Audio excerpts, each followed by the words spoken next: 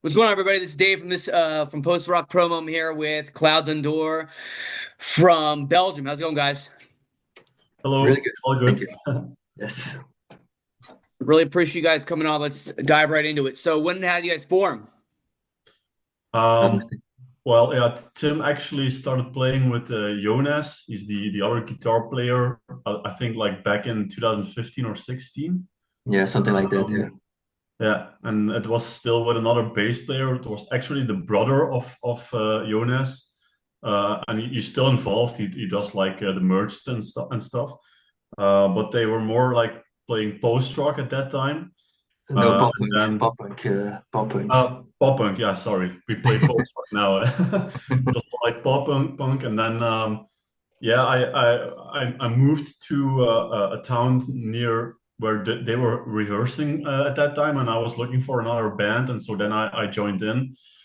But it wasn't until like 2021, 22 or something like that that we started to make more post rock because we felt like the back then, Jonas was still singing in that punk rock band, but we felt like, yeah, we didn't really have a how you say it, a front man, front guy, because we all used to sing, and it was also a bit of the weakness of the band, the singing. So we just decided to leave it out, and then when you start making music without vocals, yeah, you get recognized as being a post rock band. So basically, that's how we started.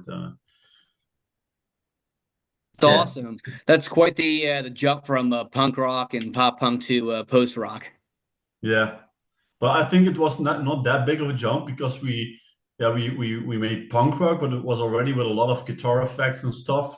Because Jonas and me, we both are very much gear nerds, so to say. So basically, the guitar sound stayed, and we just left the vocals out, but we still tried to create songs in like a punk rock way because I think we have songs where you can still recognize like a verse and a chorus. But yeah, we just basically left out the vocals, and that's what we started doing from 2021, 22, something like that. So yeah, That's really sick. So, in October, you guys dropped a new album, Go Sleep. How's the response been to it? uh, Okay. Tim maybe. No, yeah, the response is really good. We're quite happy, especially abroad and other countries. The response is pretty good. We sold some records, yeah, across the entire world basically. So that's always fun. And yeah, we played some shows already, and then the comments were all pretty great for us, and people seem to really enjoy the music, and also yeah, that it's post rock, but and that it's instrumental, but that they didn't really care because the melodies were so nice, and that there are still catchy songs and everything. But yeah, that's really what we wanted to do with this album, and yeah, we were quite happy with the response so far. Yeah, basically we are still waiting for the first bad review, so to say. Yeah, that's right. But hopefully it will not happen. Yeah. Belgium post rock is taking over the world. I love it. Yeah. Yeah, it's like there's a new, how do you say it, new generation of post-rock bands. Yeah, you have like the big ones that started creating music again, like Mogwai and Explosion in the Sky. They started bringing out new albums, and I feel like there's a lot of new bands joining in the new wave of post-rock bands. So that's really nice to see.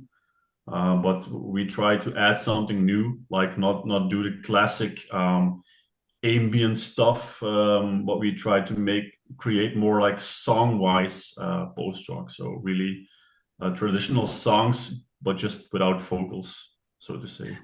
Yeah, and we also noticed that here in Belgium there are also a few other post-rock bands. So we try to team up with them and try to combine shows as much as we can.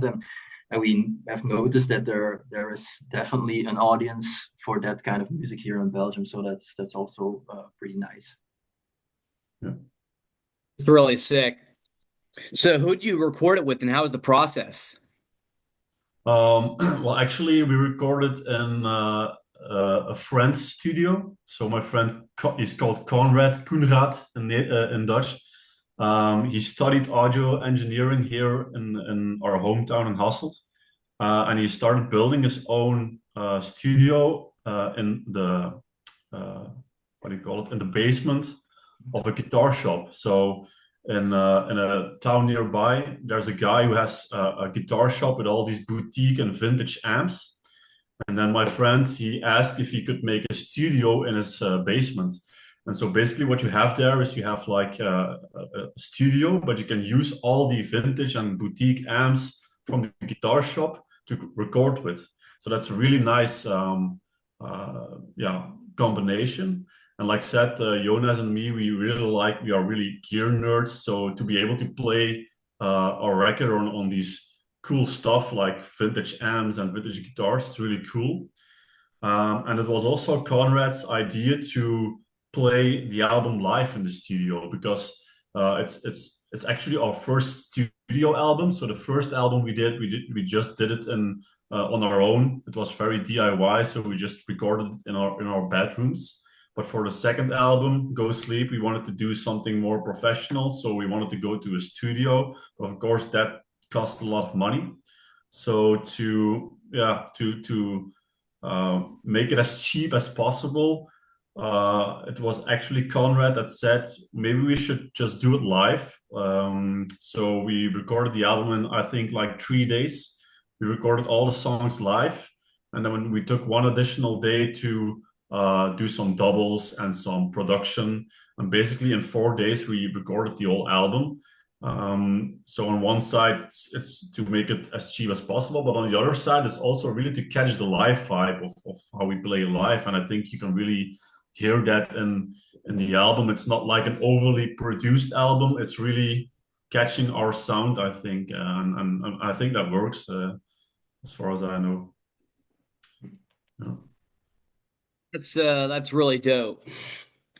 Yeah. So you said you're from Hasselt, Belgium. How's the post-rock scene specifically there? Do you have a favorite local band, a favorite venue? Well, Hasselt is I don't think it's like in the US where you have big cities with a local scene. It's you have to really look uh, um, our in our country, so to say. So I think you really have to talk about the Belgian scene. And if you talk about post-rock in Belgium, you can't get around the Dunk Festival and Dunk Records. So the bigger post-rock bands, they come from Dunk Records. And for example, we are with the same booker as Astodan.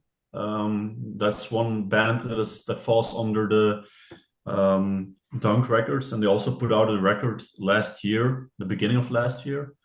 So we played a lot with them on venues, but there's not really a scene or specific um, concerts of post rock besides the Dunk Festival. Okay, you have the bigger venues like Trix in Antwerp and in Brussels. You have the Angers Belgique. They do book post rock, but it's mainly like the bigger bands like Mogwai or Brute or I'm going to see Godspeed You, Black Emperor in a few months. So they do book the bigger bands, but it's yeah the scene.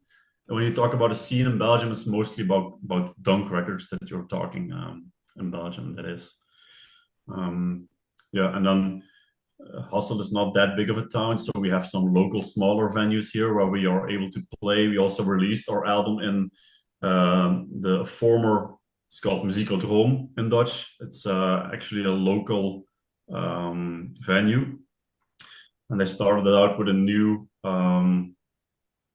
director this year, and that's where we released the album. But they book all kinds of genres from I think 2 years ago, Turnstile played their last show because they blew up before they blew up. So they do from hardcore to pop to punk rock to post rock. So they do all genres, so to say. So yeah. That's really sick. So who would you say your biggest influences are? Uh, Well, yeah, Tim, you can yeah, say. for me, yeah, I was always a big fan of Explosion in the Sky. That was my favorite post-rock band, and that's how I basically got into post-rock. And so that's really my kind of thing. But I grew up with the pop punk stuff, the Blink-182s, the Newfound Glories, the Sum 41. So in the early 2000s, that's sort of the music I grew up in, and then also the classic rocks, the AC/DCs, Led Zeppelins, Queens. Also, these are my kind of influences. But yeah, post-rock wise, it's definitely Explosions in the Sky for me. I don't know what Martin is thinking. Yeah, I think if you ask all four of the band members their biggest influence, I think none of them will say a post-rock band, and I think Yeah. that's what makes our sound unique because we're not really founded in the post-rock scene. Mhm. It's just came organically that we started making instrumental music. But if you ask my biggest influence or the things I listen to musically, for me it's like stuff like Tame Impala or more Arctic Monkeys, more indie rock like Kurt Vile and stuff. Um, okay, I because I started playing post rock in this band, I started checking out Mogwai. Russian Circles is one of my favorite post rock or post metal bands. But I used to be more like an indie rock kid. So yeah, Tim is more like from the classic rock scene. I'm more from the psychedelic or indie rock scene. If you ask Jonas, he's more from like the metalcore scene, I think. Yeah. So yeah, we try to mix all these influences, and it just happened to be that we make post rock. But I think that's what makes us unique in some way because we try to mix. For example, I also listen to a lot of dive, and I think also that comes a little bit into our music. So yeah, it's not necessarily post rock influences, but more in general. I think the one thing that is how do you say it? Combining all these stuff is just basically guitar music. Anything with a guitar in is what we listen to, and is what we try to put into our own music. Yeah, So sick. I mean, to me, that's what makes you guys so authentic and so real. Thank you. yeah. Thank you. That's also what we hear from other people. They say like you have these more song-like, unique sound with influences. Some say like some people mention Radiohead or Dive or The Cure even, You're and that's not something we try to put in the music, but it just comes in naturally because we listen to that kind of music. So yeah, that's basically how that happens. That's so dope. So here's the $1 million question for you guys. If you could tour with one of those bands, who would it be? ooh. Tour. I don't know. Jesus, yeah. We don't know these guys, so just maybe Any one of them would be really nice for them, especially if anyone who's chill, who likes to drink a nice beer after a show. yeah, yeah. Some band who's mental stable. No, it's just yeah, it's just as long as they're nice guys, and yeah, I think we'd be really excited to just tour in like Germany or the UK or Canada or the US, whatever. We're open to that kind of stuff, but we're looking forward to it. But to mention one band, whew, I don't know, that's really I think really maybe if difficult. I have to name one, and then I'm going to look into Belgium, it would be Brutus. Brutus, Brutus is like a female-fronted band, but they also have a lot of post-rock influences. So their genre is a bit further away from us, but I think it would be a good match to yeah have some band like Brutus play the headline show, and then we can mix into a little bit of post metal in the yeah in the support act. I think that would be a nice match, and I do believe that Brutus is also nice people. So yeah, that would be nice to tour with. yes. I dig it. I don't know if you Great know this response. band in the US. Have you ever heard of Brutus? I have. I've never listened to them, but I have heard of them. Yeah, I think just before COVID, they went to do the opening spot for Foo Fighters somewhere in the US. A Yeah, festival, I think. I think it was a festival or something. I'm yeah, not quite sure. festival or like wasn't it Mhm. a stadium rock Yeah, concert or something like that? something like that. Yeah. So they were about to become big in the US, but then COVID appeared. Happened. But yeah, I'm gonna have to go and check them out and then report back. Yeah, yeah, sure, you do have to that. do it. Very cool. So now I'm gonna ask you guys some non-music questions. It's a good way for me to get to know you as people. I did this with the other bands. Are you ready to roll? Sure, Yeah, go sure. ahead. All right, first one. Favorite season? For me, I don't know, summer, I guess, because the winters are quite cold here sometimes, and yeah, the summers are just nice in Belgium. Yeah. I'm gonna go with spring because Uh, winters suck in Belgium. So when it's starting to get spring and it's starting to get a little bit hotter, I'm like, yes, winter is over. So I'm gonna go with spring. Tim knows the score. Tim, you're the what? MVP. I'm a big summer guy, so like I can really relate with you, Tim. And Ah, then okay. Martin, my thing with spring is that my allergies are the worst during spring, Yeah, so that's why I'm not Ah, about that life. yeah. yeah, I I'm have with some that. allergies too, so and I feel the pain there. Plus the springs in Pennsylvania where I'm at right now are very bipolar. It's Mhm. like, one spring will be, super sunny and another spring will be super rainy. And it's like, yeah, I'm all about consistency, so I'll pass. That's also here in Belgium. We have extremely wet springs. Then we have extremely hot springs. So it even can snow in the spring sometimes. So But in Belgium, you have that with every season. Like now uh, it's freezing, but it could be that in 2 weeks it's like 20 degrees. So uh, you never know in Belgium. it's all over the place. So it's with all seasons. So then I will go with spring because it's like not too hot, hopefully not too cold. Yeah, I get that. That makes sense. So if you guys could be any superhero, which one? Oh God. Superhero. Hmm. I'm quite a big Marvel fan, but I don't know. Maybe I I just would go with just Spider-Man, just to do the web thing once. I would I go think maybe for everyone who was young at the time that Spider-Man came out would have secretly tried if he was able to shoot a web. So I also did that. So I'm gonna go with Spider-Man. I'll go with Iron Man and Tony Stark, the genius rich tech guy. That's right up my alley, I guess. And he can Can't go fly, wrong so with either one. and he can fly, so that's also nice. They both have their pros. Yeah, definitely. What's your favorite TV show? At the moment, for me, I just watched the Pluribus show. That's really nice. Severance was also really good.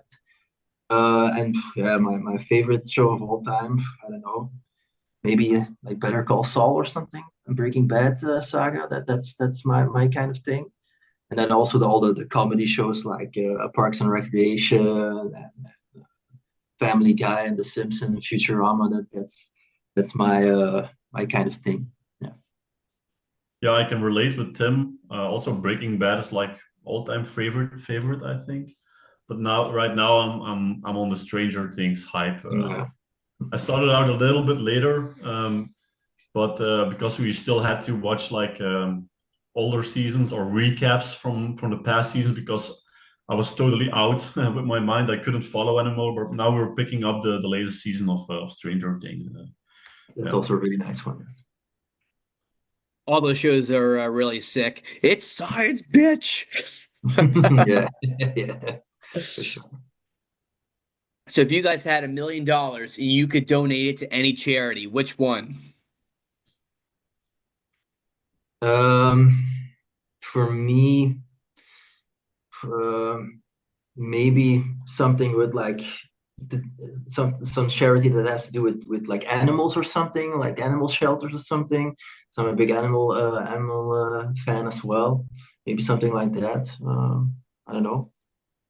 What I do you think? think we do a lot of events in Belgium with charity. Mhm. So a lot of money already goes to uh, organizations for against cancer and stuff like that. So I would pick something that is not like in the spotlight, that doesn't get a lot of money already, and just randomly pick one that doesn't receive a lot of money and just put the full $1 million in that kind of organization. That's what I would do. That's a different answer, keeping things fresh. Yeah. Very cool. All right, guys. Last question. What are some places there that visitors should check out?